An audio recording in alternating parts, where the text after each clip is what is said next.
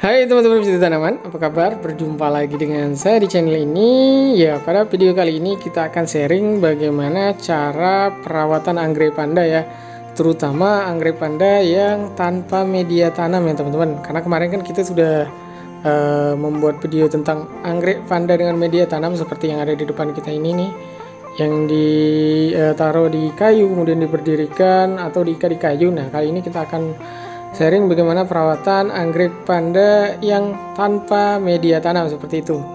Jadi bagaimana caranya, terus saksikan videonya sampai habis ya.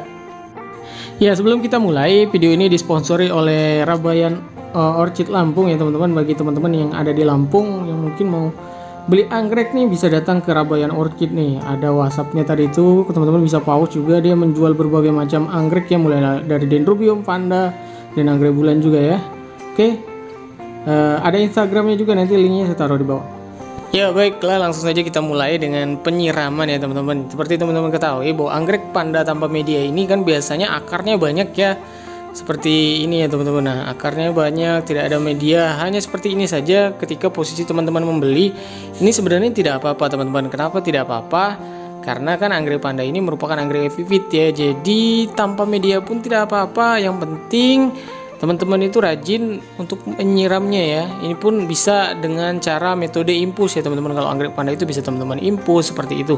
Nah, ciri-ciri dari anggrek panda yang perlu disiram ini diinfus ya teman-teman, itu biasanya akarnya sudah berwarna putih seperti ini, seperti itu ya teman-teman.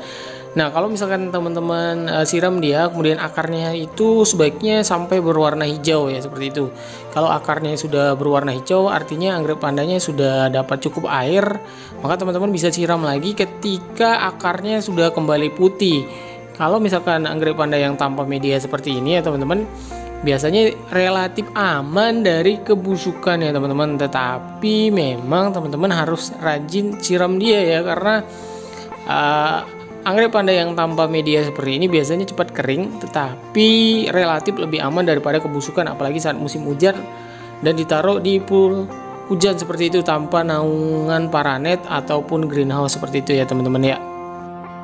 Ya, selanjutnya untuk kebutuhan cahaya ya teman-teman. Jadi anggrek panda ini merupakan anggrek yang senang dengan kondisi lingkungan yang hangat ya teman-teman.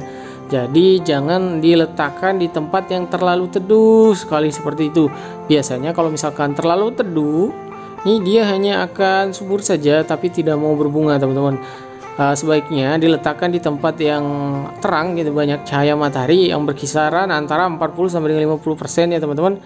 Tapi kalau misalkan dia belum beradaptasi, ketika teman-teman terlalu banyak memberi sinar matahari, apalagi terkena sinar matahari jam 12 sampai jam 1 jam 2 itu yang maksudnya yang panas sekali ya, biasanya gosong. Jadi biar aman sebaiknya cahaya matahari dari pagi sampai jam 11 ataupun cahaya matahari sore ya teman-teman, karena ya dia suka sekali dengan kondisi yang hangat teman-teman, apalagi kalau teman-teman tinggalnya di dataran rendah ya teman-teman.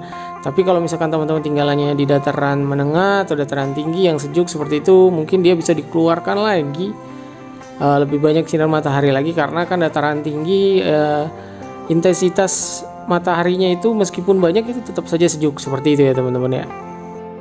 Nah teman-teman, untuk anggrek panda yang hibrid seperti ini biasanya bunganya tidak wangi ya teman-teman. Beda dengan anggrek panda yang spesies yang biasanya ada yang wangi. Nah, untuk bunganya sendiri bertahan itu bisa sampai 2 bulan ya, bergantung cuaca. Jadi seperti itu, semakin sering kena hujan biasanya bunganya semakin cepat untuk rontok ya teman-teman. Nah, selanjutnya untuk pemupukan ya teman-teman. Pemupukan anggrek panda bisa teman-teman pupuk dengan pupuk kimia, dengan pupuk organik seperti itu, atau pupuk non kimia juga bisa teman-teman pupuk seperti itu. Ya, bisa pakai air beras dan lain-lain, air pisang juga bisa.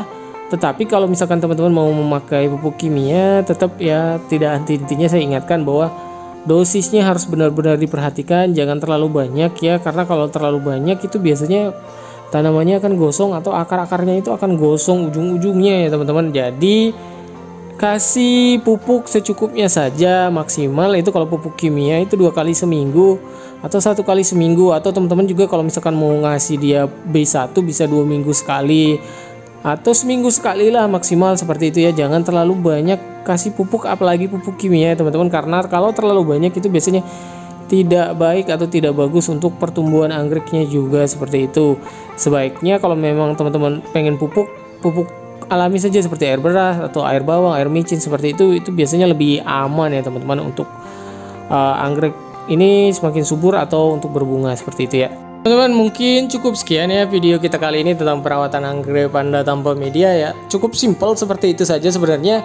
Jadi kalau teman-teman ada yang belum jelas dan ingin ditanyakan, silahkan komen di bawah. Terus jangan lupa videonya di like, di komen, di sharing juga ya. Dan oh ya, ini video yang pembukaan tadi dan ini adalah dari Benito Salano ya teman-teman. Jadi linknya nanti, link channelnya saya taruh di bawah. Dia dari Dominican Republic seperti itu ya. So ya, cukup dulu videonya sampai di sini. Sampai bertemu di video selanjutnya. Bye, selamat berkebun.